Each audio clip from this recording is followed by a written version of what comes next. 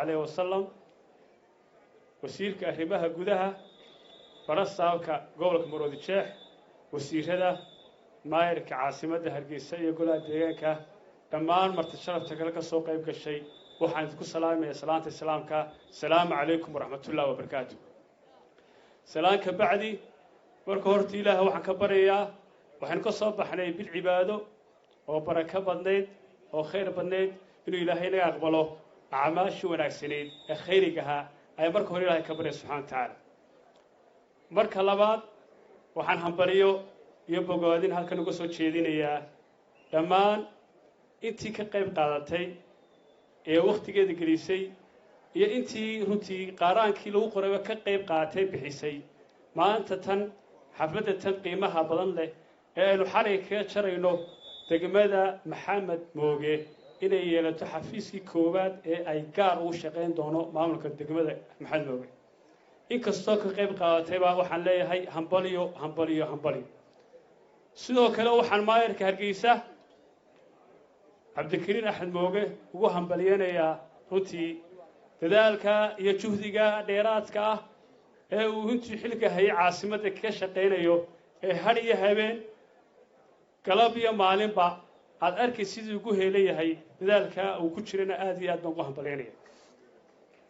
ilaahay waxaan ka baryayaa inuu miisaanka xasanaadka kuga daro dadkaaga iyo dadka aad u shaqaynaysid ee aad intii xilka haysid runtii wax tanjibal oo muuqda oo la mijiiran karo aad qabatay walaalayaal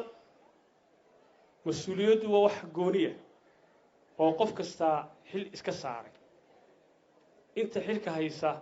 ee aan ku jirana waxaan ilaahay ka baryayno dhammaantayo xilka ummadeeda ina saaran ilaahay nagu asturo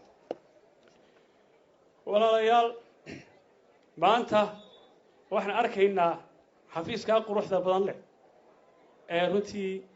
inoo muuqda in caawa halkan aynu ku jirno waxaas ummaduna runtii ay maxamed mooge gaar ugu yeelatay inay kala soo qayb galaan xafladda la dabaaldegaan waxaan kula dardaarmayaa wanaagga aan ku fadhino iyo nabadgelyada iyo quruxda waxay ku timid dhiig iyo dadaal iyo tacab dad bay ku timid halka waxaan si gaar ugu salaamayaa mujaahid xasan dayax oo runtii ka mid ahaa ragga haldoorka ee dhiigga dalka u furay inta inaga dhimatay inaga hooseysana ilaahay ha u naxariisto waxaan kula dardaaramayaa idin soo jeedinayaa amniga maanta haysanaa ciyaar kuma iman waliba maxamed moogow idinkana dee waxaad magacii haysataan mujaahid maxamed mooge oo runtii halganka ku suntanaa in aydu nabadgelyada iyo amniga wada jirka ummadda iyo midnimadeedaba aad ka shaqaysaan halkaa aad maanta kaga jirtaanna aad ka silbalawaataan xil gooniyana iska saartaan golaha deegaanka iyo maayarkana waxaan u soo jeedin lahaa mudana maayar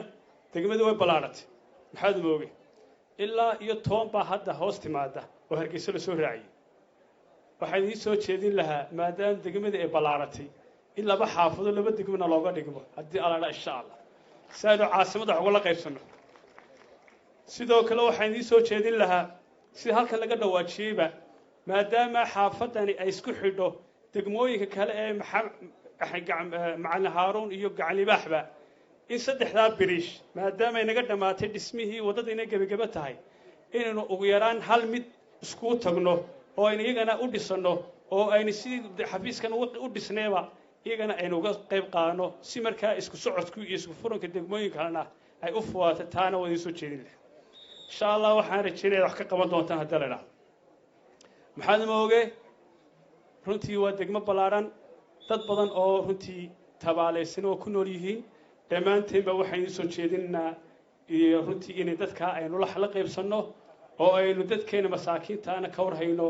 keena tabaalaysan sida u qaban lahayn gacmaha u qabsan lahayn waxna u tar lahayn aynu runtii muxuu iska kaashan walaalayaal anigu maalinkii halkan aynu fadhinay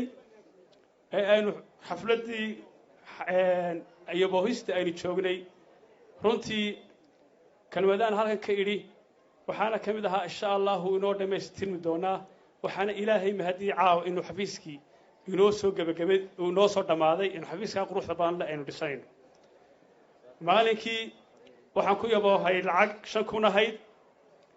maadaama xikmad aan ahay xildhibaan laga soo doortay degmadan gaar ahaan iyo gobolka Murudsheekh oo dhanba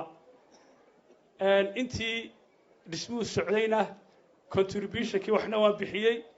intii dambena waxaan ku mashquulay degmooyinka Salaxle iyo deegaanka Soomaalida oo aan solar system iyo arrimo caynkaas aan ka waday marka iimay suuro gelin intii igu xidhna aan ku yaboohay in aan bixiyo laakiin caawa insha Allah halka waxaan ku gobagabeyn doonaa intii igu baaqiga ahayd in aan ku wareejiyo gudoomiyaha degmada oo aan runtii halkan aan ku bixin doono haddii la yiraahdo waana mushaharkeygii waxaan meel kale ka soo qaadayna maaha waana waxaan halka waxa ku qoran jeegi Somaliland marka insha Allah cidii wax ku yaboohday ee aan bixinna waxaan u soo jeedin lahaa maadaama dhismaha wali